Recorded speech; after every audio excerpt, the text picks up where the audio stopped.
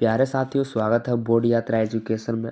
अगर आप लोग बिहार बोर्ड से मैट्रिक परीक्षा 2025 में एग्जाम दे रहे हैं तो मैं लेके आया हूँ बायोलॉजी का वीवीआई ऑब्जेक्टिव क्वेश्चन 50। ठीक ना, 50 वीवीआई ऑब्जेक्टिव प्रश्न है। अगर आप लोग वीडियो के अंत तक बने रहते हैं तो आपको ये 50 ऑब्जेक्टिव याद करने से कोई नहीं रोक सकता। ठीक ना, 100% लड़ेगा। अगर आप पूरा वीडियो देख लेते हैं, ये मैं 100% बोल सकता हूँ कि ये लड़ेगा तो लड़ेगा।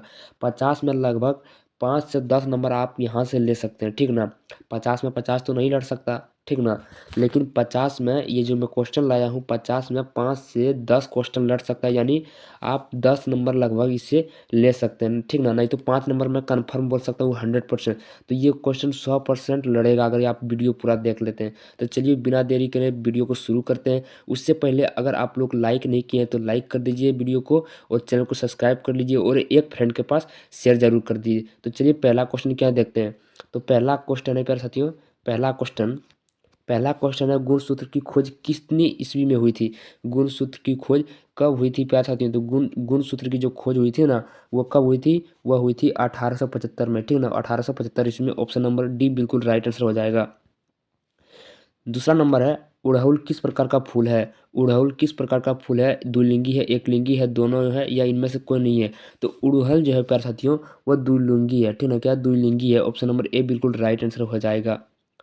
3 नंबर है समजात अंगों के उदाहरण है, इसमें से जो है समजात अंग कौन है। समजात अंग कौन है, तो हमारे हाथ तथा कुत्ते का अग्रपाद, हमारे दांत तथा हाथी के दांत, आलू एवं घास के ऊपरी भुस्तारी, या इनमें से सभी। तो इसका सही आंसर जो है प्यारे साथियों हमारे हाथ जो है, हमारे हाथ और कुत्ते के अग्रपाद जो है, अगला पैर जो है, वो दोनों ना समजात अंग है। तो यहाँ पे समजात अंगों का उदाहरण पूछ रहा है, तो यहाँ पे सिर्फ समजात अंगों का उदाहरण सिर्फ एक ही है, वो है ऑप्शन नंबर ए। क्या होगा, ऑप्शन नंबर ए बिल्कुल राइट आंसर हो जाएगा। ठीक ना।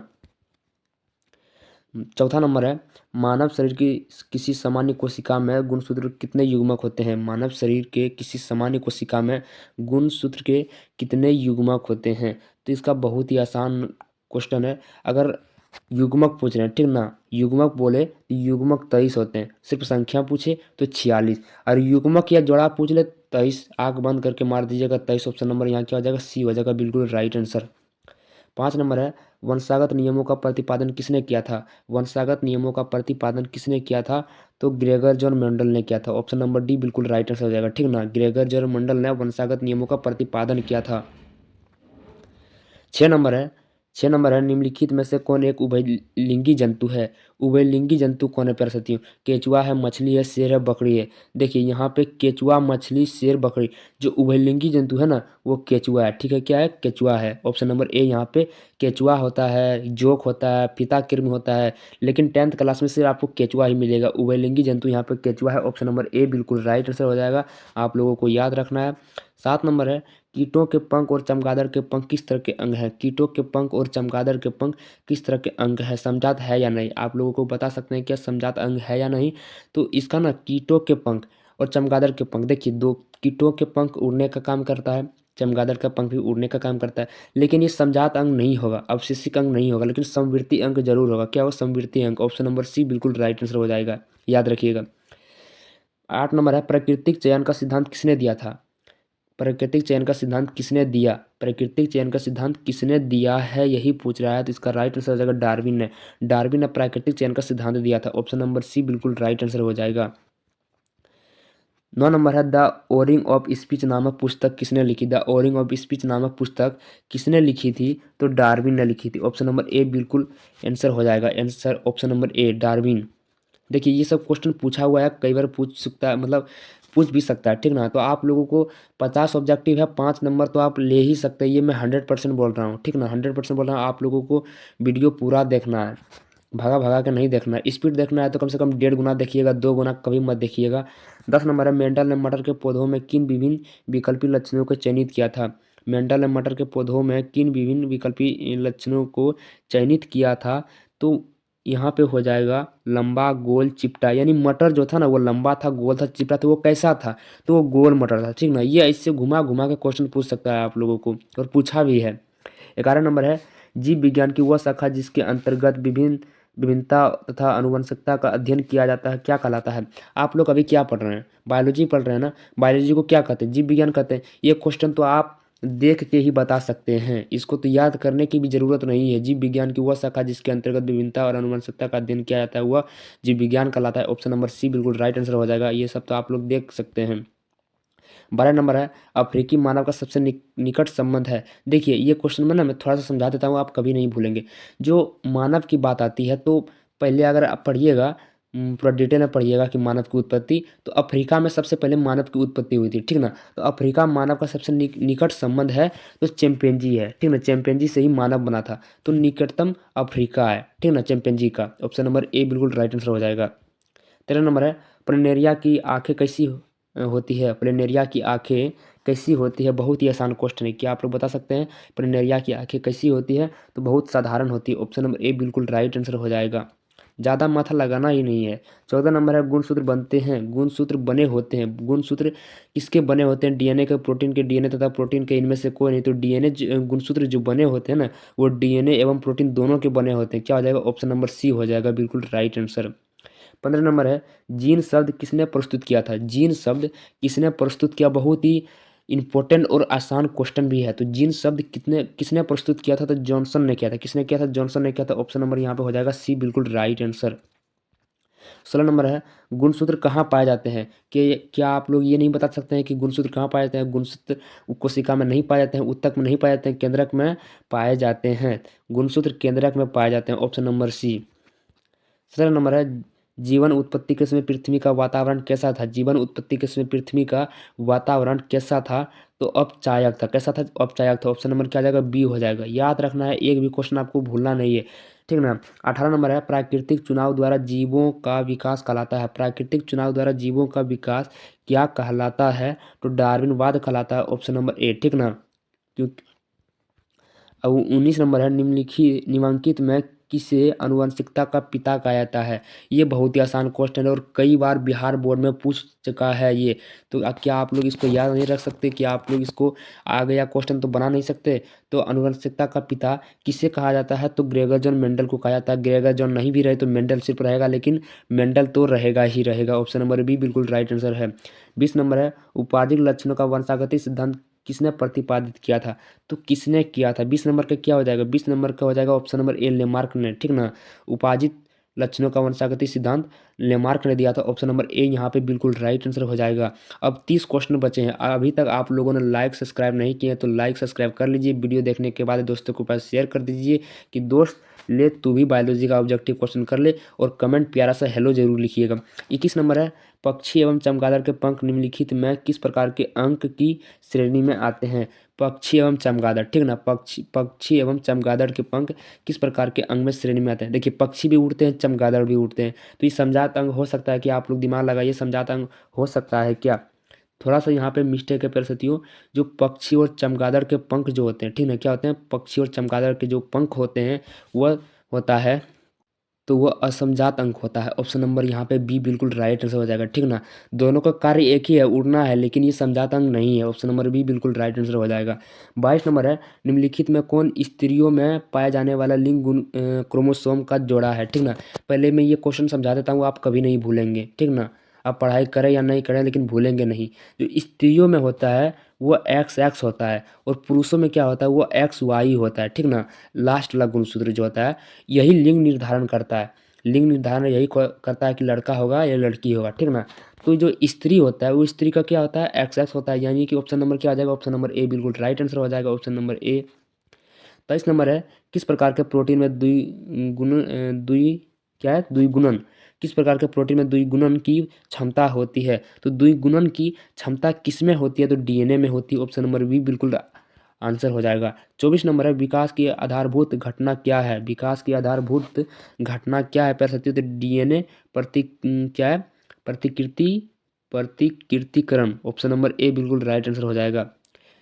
25 नंबर है, समजात अंक के उदाहरण है। इसमें से जो है समजात अंक के उदाहरण पूछ रहे हैं। आगे भी मैंने बताया था कि समजात अंक के क्या बोले थे, हमारे हाथ और कुत्ते का अग्रपात समजात अंक मिले थे। और यहाँ पे समजात अंक कौन सा होगा वो भी देख लीजिए। तो यहाँ पे पक्षी के डेना हो जाएगा, ठीक ना। समजात अंक पक्षी के डेना, यानी क्या, हमारे हाथ और पक्षी के डेना। थोड़ा सा क्वेश्चन में मिस्टेक है, लेकिन समजात अंक के उदाहरण है पक्षी के डेना और हमारे हाथ, ठीक ना। 26 नंबर है, जीन कहाँ पाए जाते हैं। जीन कहाँ पाए जाते हैं? ऑप्शन 26 का हो जाएगा जीन कहाँ पाए जाते हैं। तो इसका क्वेश्चन आप लोग थोड़ा सा मुश्किल लग रहा है, मुझे लग रहा है। तो जीन गुणसूत्र में पाए जाते हैं, ऑप्शन नंबर ए बिल्कुल राइट आंसर हो जाएगा, ठीक ना। 27 नंबर है, मानव में ऑटोसोम की संख्या होती है। मानव में ऑटोसोम की संख्या होती है तो 22 जोड़ी होती है। इसको भी याद रखिएगा, क्रोमोसोम नहीं पूछ रहा है, क्रोमोसोम 23 जोड़ी होती है और क्रोमोसोम की संख्या 46 होती है, ठीक ना। जोड़ी पूछ ले या युग्मक पूछ ले, लेकिन यहाँ पे सिर्फ पूछा है कि मानव में ऑटोसोम की संख्या होती है। देखिए इसमें संख्या तो पूछा है, ठीक ना, यहाँ पे संख्या तो पूछा है, लेकिन सब में जोड़ी जोड़ी लगा है। क्या लगा है? जोड़ी जोड़ी लगा है, इसलिए ऑटोसोम की संख्या 44 हो जाएगी और जोड़ी पूछे तो 22 हो जाएगी, ठीक ना। तो क्वेश्चन को इस तरह भी हम लोग समझ सकते हैं। 28 नंबर है, मनुष्य में लिंग निर्धारण करता है। मनुष्य में लिंग निर्धारण कौन करता है? ऑटोसोम करता है, लिंग क्रोमोसोम करता है, या दोनों करता है, या कोई नहीं करता है। तो मनुष्य में लिंग निर्धारण जो होता है प्यारे साथियों, वो लिंग क्रोमोसोम करता है, ठीक ना, ऑप्शन नंबर बी। 29 नंबर है, मानव युग्मक में गुणसूत्र की संख्या। देखिए मानव गुणसूत्र की संख्या पूछे तो सीधा या सीधा 46 मार दीजिएगा, लेकिन यहाँ 46 भी नहीं है। लेकिन मानव युग्मक, युग्मक मतलब जोड़ा होता है, जोड़ा पूछ ले या युग्मक पूछ ले तो 23 मार दीजिएगा, ऑप्शन नंबर बी यहाँ पे बिल्कुल राइट आंसर हो जाएगा। 30 नंबर है, यूरिया रक्त में कहाँ से प्रवेश करती है? यूरिया जो है वो रक्त में कहाँ से प्रवेश करती है? तो यकृत से करती है। कहाँ से करती है? यकृत से। ऑप्शन नंबर बी जो है वो बिल्कुल राइट आंसर हो जाएगा। 31 नंबर है, और 20 क्वेश्चन बचे हैं, तो वीडियो के अंत तक बने रहिएगा, लाइक कर दीजिए, सब्सक्राइब कर दीजिए। 31 नंबर है, विक किस जैव प्रक्रम का हिस्सा है? विक किस जैव प्रक्रम का हिस्सा है? तो इसका राइट आंसर हो जाएगा उत्सर्जन का, ठीक है ना। क्या हो जाएगा? उत्सर्जन का, ऑप्शन नंबर ए बिल्कुल राइट आंसर हो जाएगा। 32 नंबर है, रेजिन किस पौधे का उत्सर्जी पदार्थ है? रेजिन किस पौधे का उत्सर्जी पदार्थ है? तो चीड़ का, ठीक ना, चीड़ का, बबूल, कनेर, पीपल, चीड़, तो ऑप्शन नंबर चीड़। 33 नंबर है, मूल रोम पाए जाते हैं। मूल रोम पाए जाते हैं, तो मूल रोम किस में पाए जाते हैं? तो इसका राइट आंसर हो जाएगा जड़, ऑप्शन नंबर ए बिल्कुल राइट आंसर हो जाएगा, मूल रोम जड़ में पाए जाते हैं। 34 नंबर है, निम्न में कौन उत्सर्जी अंग है? इसमें से जो है उत्सर्जी अंग कौन है, आपको जवाब देना है। उत्सर्जी अंग जो है ना प्रस्तुति, वो बीक है। क्या है? बीक है, ऑप्शन नंबर ए बिल्कुल राइट आंसर हो जाएगा। 35 नंबर है, किस ग्रंथि के कारण त्वचा एक उत्सर्जी अंग है? त्वचा एक उत्सर्जी अंग है, तो सुवेद। क्या हो जाएगा? सुवेद, ऑप्शन नंबर ए।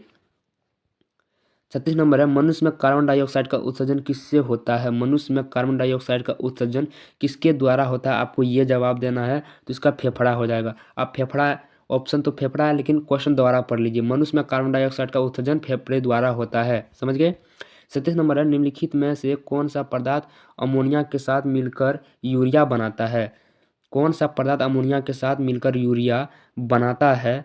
तो ऑक्सीजन बनाता है, ऑप्शन नंबर सी बिल्कुल राइट आंसर हो जाएगा। याद रखिएगा प्यारे साथियों, एक भी क्वेश्चन छूटना नहीं चाहिए। 38 नंबर है, प्राग्नलिका का बीजांड की ओर वृद्धि करना किस प्रकार का अनुवर्तन है? अनुवर्तन है, तो किस प्रकार का अनुवर्तन है? तो रासायन अनुवर्तन है, ऑप्शन नंबर डी बिल्कुल राइट आंसर हो जाएगा, ठीक ना।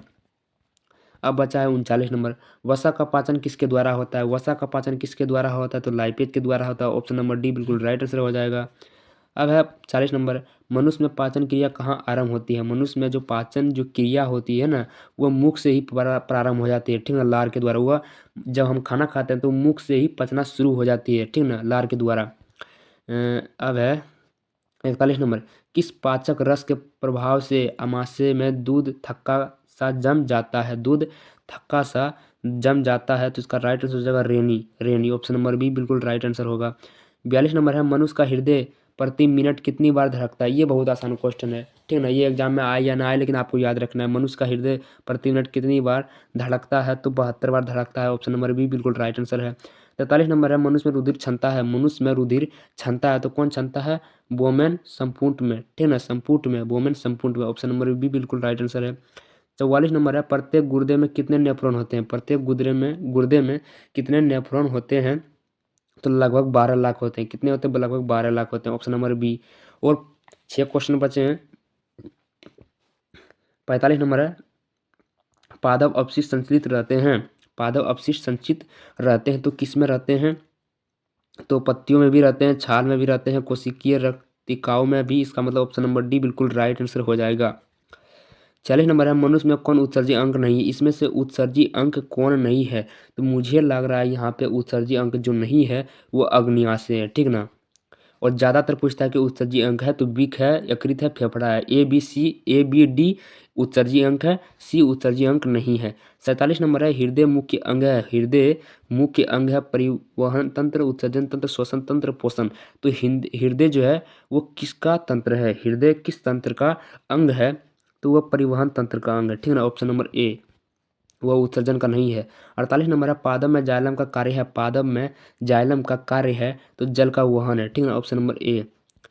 49 नंबर है पौधों के वायवीय भागों से जल का रंध्रों द्वारा वाष्प के रूप में निष्कासन की क्रिया कहलाती है तो क्या कहलाती है? तो वाष्पोत्सर्जन कहलाती है, ऑप्शन नंबर डी। और लास्ट क्वेश्चन है प्यारे साथियों, आप लोगों को रिक्वेस्ट करता हूँ कि आप लोग चैनल को सब्सक्राइब कर लीजिए, ठीक ना, क्योंकि एग्जाम तक बहुत अच्छी अच्छी क्वालिटी वाली प्रश्न आती रहेगी जो बार बार आती है। और दोस्तों के पास भी शेयर कर दीजिए, लाइक कर दीजिए, कमेंट कर दीजिए। 50 नंबर है वाष्पोत्सर्जन एक कैसी प्रक्रिया है? वाष्पोत्सर्जन एक शारीरिक प्रक्रिया है, ऑप्शन नंबर ए बिल्कुल राइट आंसर हो जाएगा। ठीक ना, वाष्पोत्सर्जन एक शारीरिक प्रक्रिया है, ऑप्शन नंबर ए बिल्कुल राइट आंसर हो जाएगा। धन्यवाद साथियों, अभी तक आप लोग वीडियो देख रहे हैं तो उसके लिए कोटि कोटि धन्यवाद। ठीक ना।